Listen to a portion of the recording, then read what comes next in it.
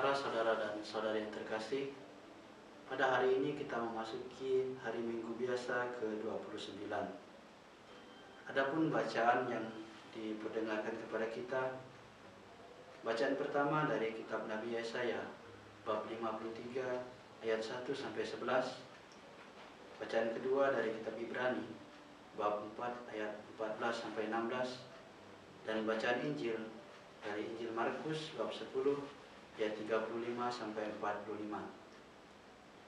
Bacaan pertama yang mengisahkan tentang hamba Yahweh yang menderita.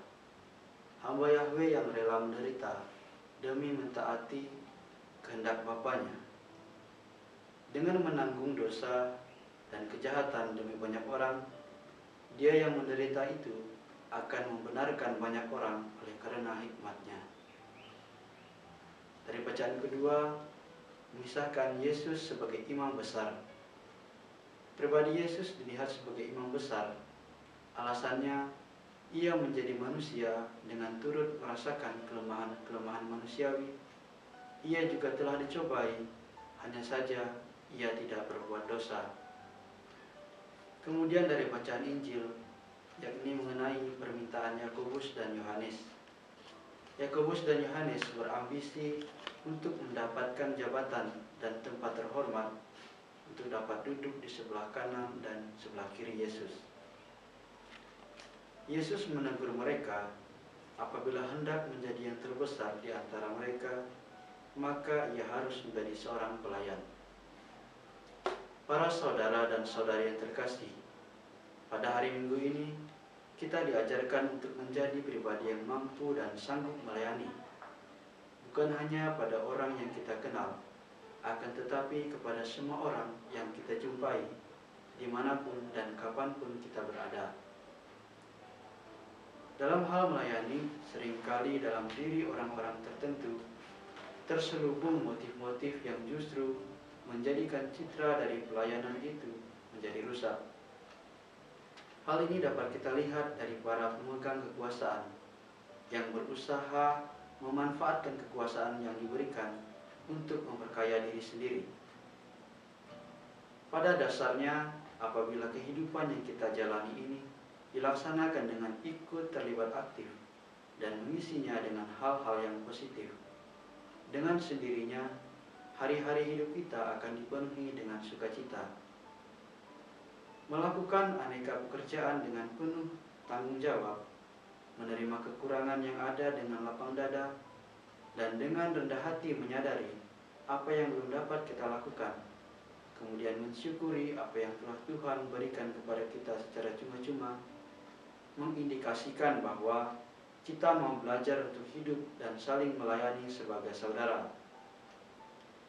Melihat realita yang terjadi di masa ini, ada kecenderungan kita untuk bersikap acuh tak acuh terhadap orang lain, sehingga untuk melayani sesama terkesan menjadi sesuatu yang amat berat. Ditambah lagi dengan keadaan pandemi sekarang ini, yang sebagian besar mengarahkan kepada kepentingan diri sendiri saja. Kita sebagai pribadi yang lemah ini cenderung lebih banyak berkata-kata daripada bertindak, lebih banyak berkomentar daripada mensyukuri apa yang telah dialami. Sebab pada dasarnya mata tidak akan pernah puas untuk melihat. Demikian juga mulut sulit untuk menahan diri untuk tidak berkata-kata. Akan tetapi tangan cenderung lunglai untuk berbuat sesuatu, dan hati mudah menyerah apabila melihat kenyataan yang tidak sesuai dengan yang dikehendaki. Para saudara dan saudari yang terkasih, dalam bacaan pertama dari kitab Ibrani mengatakan dengan bijak bahwa jika dari seorang pelayan Kristiani,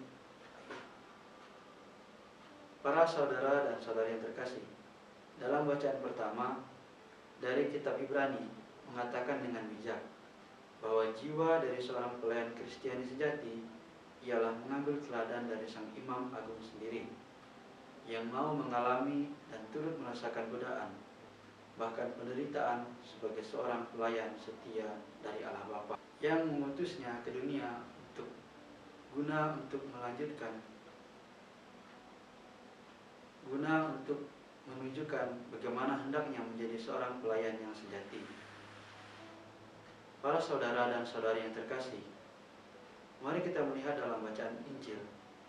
Yakobus dan Yohanes memiliki ambisi untuk mendapat jabatan dan tempat terhormat, agar dapat duduk di sebelah kanan dan sebelah kiri Yesus dalam kemuliaannya kelak. Apa alasan yang mendasari mereka meminta tempat tersebut kepada Yesus? Dalam konteks ini, saya menemukan ada 3 alasan mereka meminta hal itu kepada Yesus. Yang pertama, sebelumnya mereka, Yakobus dan Yohanes, mendengar bahwa ada kemarahan dari ke-10 murid yang lain mengenai siapakah yang terbesar di antara mereka. Dalam bacaan Injil Matius bab 9 ayat 34 mengatakan, di tengah jalan tadi mereka mempertengkarkan siapa yang terbesar di antara mereka. Jadi pada awalnya sudah ada ambisi di dalam diri para rasul untuk mendapat tempat terhormat, bukan hanya Yakobus dan Yohanes saja. Mendengar desas-desus itulah mereka berdua memberanikan diri untuk menghadap kepada Yesus. Yang kedua, Yakobus dan Yohanes adalah saudara sepupu dari Yesus sendiri. Dikisahkan dalam Injil Matius bahwa ibu Yakobus dan Yohanes sendirilah yang meminta tempat atau jabatan itu kepada Yesus. Dan yang ketiga, ibu Yakobus dan Yohanes itu bernama Salome, dan Salome itu adalah saudari dari ibunda Yesus, ini Bunda Maria. Dengan demikian, sebagai saudara sepupu, kiranya hak untuk duduk di sebelah kanan dan di sebelah kiri wajar-wajar saja jika menjadi milik kedua anak Salome tersebut. Dalam tradisi timur tradisional, hak istimewa memang menjadi hak dari Yakobus dan Yohanes untuk mendapat kedudukan yang istimewa. Akan tetapi dalam hal ini, Yakobus dan Yohanes tidak menyadari bahwa relasi atau ikatan darah di antara manusia dengan pribadi Yesus tidak menjamin hak istimewa bahwa akan duduk di tempat yang terhormat, melainkan bahwa siapa yang melakukan kehendak Bapanya. Untuk mendapat tempat terhormat itu bukanlah hak Yesus, tetapi dari Bapanya. Dalam ayat 38 dikatakan, tetapi kata Yesus kepada mereka, kamu tidak tahu apa yang kamu minta. Dapatkah kamu minum cawan yang harus kuminum dan dibaptis dengan baptisan yang kuterima?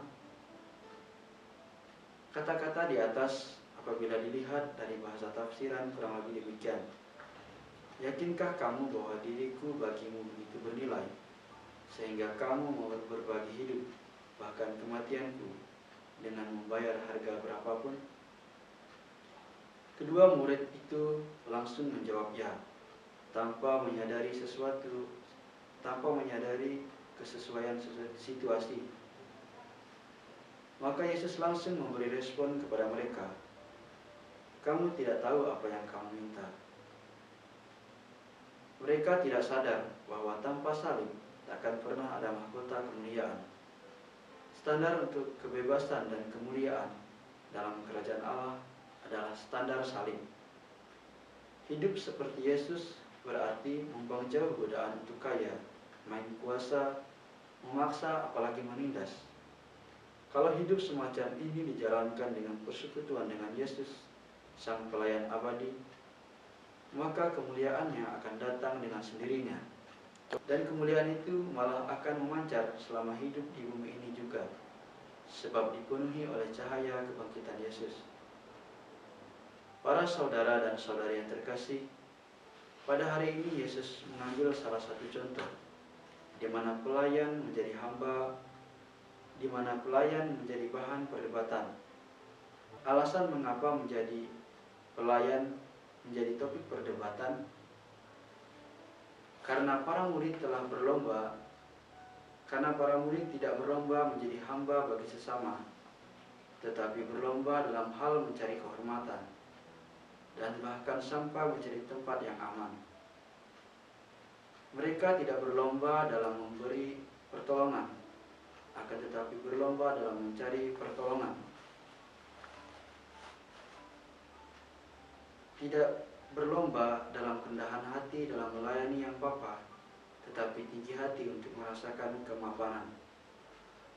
Para saudara dan saudari yang terkasih, disinilah Yesus mengatakan bahwa kita dipanggil untuk melayani, menjadi hamba dan memberikan nyawa untuk tebusan bagi banyak orang. Para murid dan kita semua dipanggil oleh Yesus dalam sebuah karya yang sama, yakni sebagai hamba dan pelayan.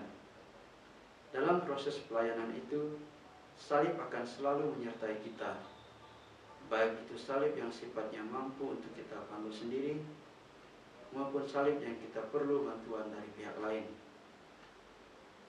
Tempat terhormat yang menjadi permintaan Yakobus dan Yohanes kepada Yesus itu bukanlah sesuatu yang diminta dari pihak manusia, melainkan sesuatu yang diberikan kepada mereka yang hidupnya mau melayani dengan tulus. Ada beberapa poin yang kiranya dapat kita aplikasikan dalam kehidupan kita saat ini.